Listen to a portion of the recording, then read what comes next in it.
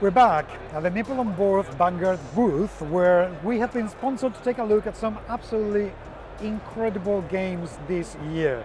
So stay put, because we have some absolute crackers. Welcome to So Play Wheel at Spiel 2025.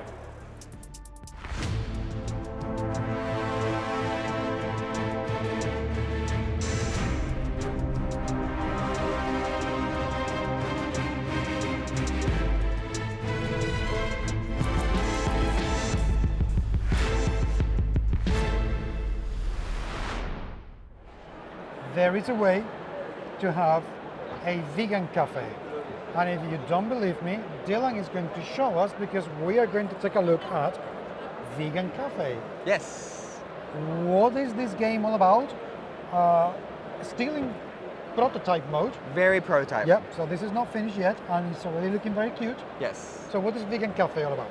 Okay, so a little bit of background. I've been vegan almost all my life, and I've been a board gamer all my life, and I've never played a vegan board game. Okay. It's two niches that I wish were together. So Okay. I used to have a game night at a vegan diner, and we would like have food, and it was amazing. And that was in Shanghai. There was one in Taipei. There's been a couple other like people I've talked to since making this game who are like, yeah, we have a vegan game night. It's just this like unsatisfied niche.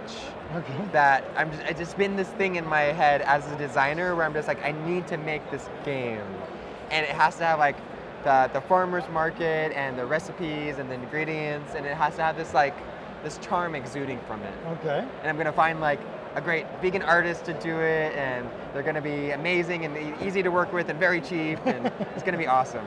Okay, so how does it play? Okay, so very simple. It's like kind of domino-y. Okay. So in the beginning, there's kind of like Capybara Crush. Okay. It's an open drafting game. So you're gonna have 6 different ingredient tiles that you can choose from, and these are gonna be in a bag. Everybody's gonna start off with 4 different barista bakers that they can choose from, and then on the back there's gonna be little kitchens, the cafe themselves, that you can put these tiles on to store them during your turn. Okay. So right now, let's just say you'd have 2 of them plus your kitchen that can store 4. Okay. So kind of like in Santorini, where you have your different powers that change the game up. Yep. But most of the time you have like 1 of those. Yes. This one you get to choose from 4, and you're gonna have some like kind of cool broken combos. Okay. But every game is gonna be completely different, because whatever my broken combo is gonna be completely different than your broken combo, and they're gonna counterplay very well. Okay. So let's explain a little bit more in depth what we are seeing. Okay, so let's say you had these. Let's take out the powers for now. Just get the basics. So let's say this is the starting tile in the middle. Let's say we already drafted a couple of things. Okay. So on your turn, you get 2 actions. You can draw or you can play, or you could so you can draw, or play. Most of the time, you're gonna play 2 at a time. So I have, let's say, a pastry and a cake recipe that can become a cookie muffin. I have a green tea and a oat milk. I can make a green tea latte. So I'm trying to get these ingredients under these things. So I could, let's say, draft this, and maybe I'll draft this. So now it's your turn. So you can see what I have. Okay. So you can probably know I'm going to be covering up this cake and one of these 2. So you can anticipate that I'm probably going to play the ice cream or the blueberry. So maybe you're going to take some ice cream or blueberries. Okay, so, and I can take 2 of them. You can take 2. So I have blueberry and blueberry. That works. And then let's show you the magic. So I'm going to play. So I'm pointing this at myself on my side of the table. Okay. So I'm going to get 2 points for these, because the arrows are pointing at me at the end of the game. Okay. But I'm going to cover up both of the arrows. So I'm going to get 5 points now at the end of the game. Okay. And that's the game. Okay. So you draw cards, play cards. If you play on top, so right now it's like cake and the pastry, but you could also point it like this, even though they're not perfectly aligned, it could go like that. Okay. So the variety and chaos is in the baristas, who you hire. Okay. But for the actual gameplay, very clean. And it plays up to 4 players, so. Okay, so that's pretty good. Right. Just breaking in here to mention that this interview took place at the Meeple on Board Vanguard booth at Spiel 2025. Meeple on Board Vanguard is the leading licensing agency for board games and role-playing games. They have already signed over 1,000 contracts, bringing games to more than 20 languages across the world. The website address is shown in the notes below. Check them out. Now, back to the interview.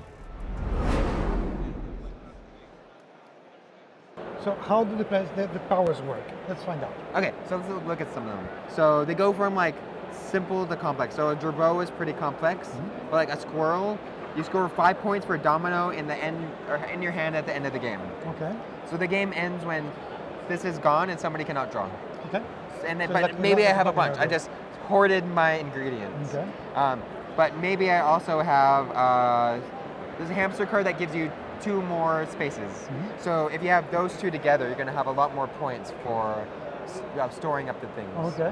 So let's look at a complicated one. So score 10 points for every cluster of 3 or more of the same ingredients touching each other orthogonally. So then I'm going to be playing a lot more ice cream next to each other and hoping that I have these clusters of ice cream together. Okay. So maybe I'm going to have focus on this more than actually making the recipes. So you start getting alternative scoring conditions. And these powers only apply to the player who holds them in their hand. You have a choice. So Okay. you could play asymmetrically, Yeah. where everybody has their own unique thing, which is like the gamer strategy way. Okay. You could play with no powers, where if you're just playing with kids or drunk people, that's the way to go. Or if you're just playing with like a casual family audience, you get to be like, okay, this game we're all gonna score things for dominoes at the end of the game. Or if you're doing like elephant, you can spend 2 actions to take 3 dominoes from the bag. Okay. So sometimes you go, I don't know what I want, I just want a lot of stuff. And that gives you some fun powers. There was and this is all just like emoji art. So I'm gonna, so the joke was that the cheap vegan artist is me. Okay. I couldn't find a good affordable artist to do the art. So normally I work with 2 other amazing artists. But for this one, I'm just like, I could do it. So it's quirky and still that charming games, cute aesthetic. Yeah. But I can also crank out, because every single one of these has a different unique recipe on the back.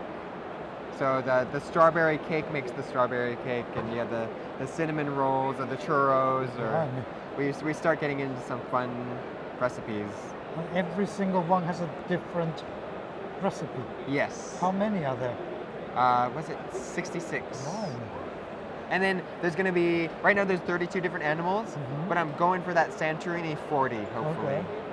Have you thought about getting this game out with a recipe book? I've considered it. And it's tricky because in China where I live, like I don't have a microwave. I don't have like an air fryer or deep fryer anymore. Okay. I have a steamer basket. I have a pressure cooker. Okay. And I used to do like raw food for a while. So I was considering some of these things where it's like, so I could make like very easy, like, oh, this is how you make a vegan cake. This is how you substitute the things. But I could also make like, this is how you use like watermelon to make the cake, and this is how you make like healthy frosting. So Okay. I've considered it. It would be, I think that would be amazing. it could be amazing. 66 recipes would be It's a good fun to do. number. It's a good number. Like that's a good book. Yeah, that's a very good book. Could you please email this fella and tell him to do that, because that would be a collector's edition with a recipe book. Yeah, that would be amazing. I think we're onto something here. But we need tasters. We need somebody to go and taste all the pastries and all the oat milk lattes. Like, I need help. I'm gonna need help. Get in touch. Yes. Please say hello. Dylan, thank you very much indeed. Of course. I think this is going to be a super fun, super quick, I think super so. cool little game. And then if you know any vegans, tell them they have to buy this game. Yes. If you are a vegan, thank you for your contribution to society. Yes. I guess like quick aside, so I went to school for economics and studied a lot of game theory, and it's funny because I think about veganism as a coalition. So we're all working together with completely different purposes. Yes. Some it's religion, some it's for animals, some it's for health. But we work together and we're stronger together. True. And just that choice every day, because it's a choice every day. It's like every meal. It's like, True. do I want to do this or do I want to do the easy thing? And because we're all helping each other, it's kind of powerful. It is and good. It is very cool. it makes me happy.